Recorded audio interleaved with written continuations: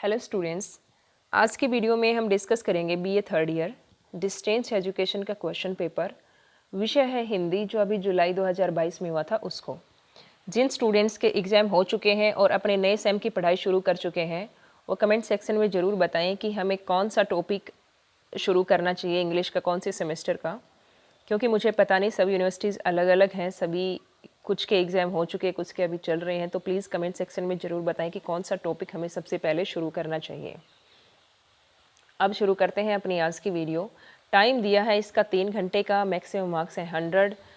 First जो question है, निम्नलिखित पद्यांशों में से 2 की सप्रसंग व्याख्या कीजिए। इसमें 2 की सप्रसंग व्याख्या है और दिए गए हैं आपको 4 टोटल इसमें दिए गए हैं। और इसमें जो 2 प्रसंग हैं 6-6 नंबर के हैं, टोटल मार्क्स हो गए आपके 12।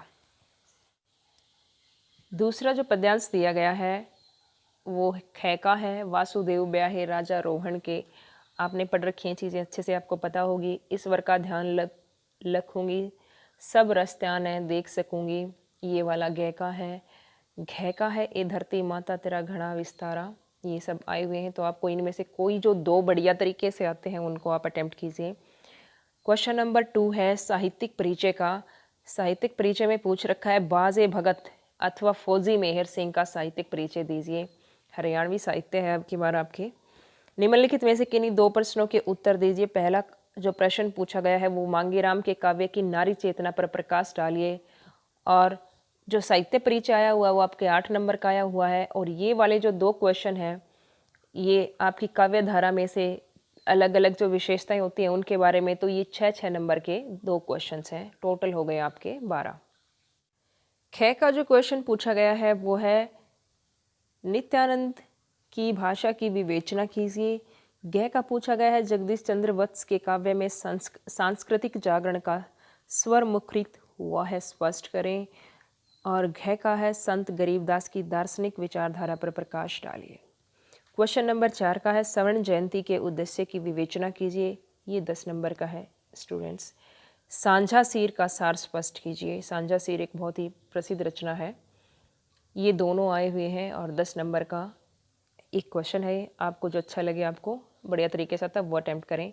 नेक्स्ट क्वेश्चन, निम्नलिखित में से किन्हीं 2 प्रश्नों के उत्तर दीजिए। 10-10 नंबर के हैं ये भी। ये व्याकरण से है आपका, और व्याकरण में पूछे गए हैं आपके 4 क्वेश्चंस, जिसमें से है वर्तनी की परिभाषा और हिंदी वर्तनी का परिचय दीजिए। संक्षेपण प्रक्रिया की विवेचना कीजिए। फीचर की परिभाषा, महत्व और विशेषताओं पर प्रकाश डालिए। कंप्यूटर के विभिन्न भागों का परिचय दीजिए। निम्नलिखित प्रश्नों में से 2 प्रश्नों का उत्तर देना है। 10-10 नंबर के आए हुए हैं और इसमें है विशेषताएं जो साहित्य काल होता है उनकी। आदिकालीन साहित्य की परिस्थितियों की विवेचना कीजिए। वो जो कवि थे उनकी थी और ये काल की है। कृष्ण काव्य की विशेषताएं बताइए। रीति काल के नामकरण की समीक्षा कीजिए। सूफी काव्य धाराओं की विशेषता बताइए।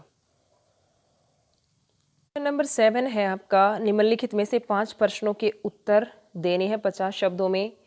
और 5 जो है वो 2-2 नंबर के हैं, 10 नंबर हो गए। आदिकाल की राजनीतिक परिस्थितियों का वर्णन करें। सूरदास के काव्य की कोई 2 विशेषताएं बताइए। भक्तिकालीन की सगुण काव्य धारा का संक्षिप्त परिचय दीजिए। नेक्स्ट है, रीतिबद्ध काव्य के प्रमुख कवि और उनकी रचनाओं के नाम बताइए।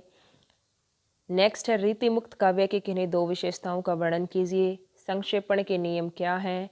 मेहर सिंह के काव्य में किसान की स्थिति का वर्णन कीजिए। पत्रकारिता के प्रकार बताइए। श्रृंगाल का काल नामकरण का आधार स्पष्ट कीजिए। खोजी पत्रकारिता क्या होती है, इसके बारे में बताइए। और क्वेश्चन नंबर 8 और लास्ट है, वीर रस अथवा करुण रस, इनमें से कोई एक है स्टूडेंट्स। या तो वीर रस के बारे में आप बताओगे या फिर करुण रस के बारे में। नेक्स्ट है, रूपक या उत्प्रेक्षा अलंकार को उदाहरण सहित परिचय दीजिए। और ये दोनों हैं आपके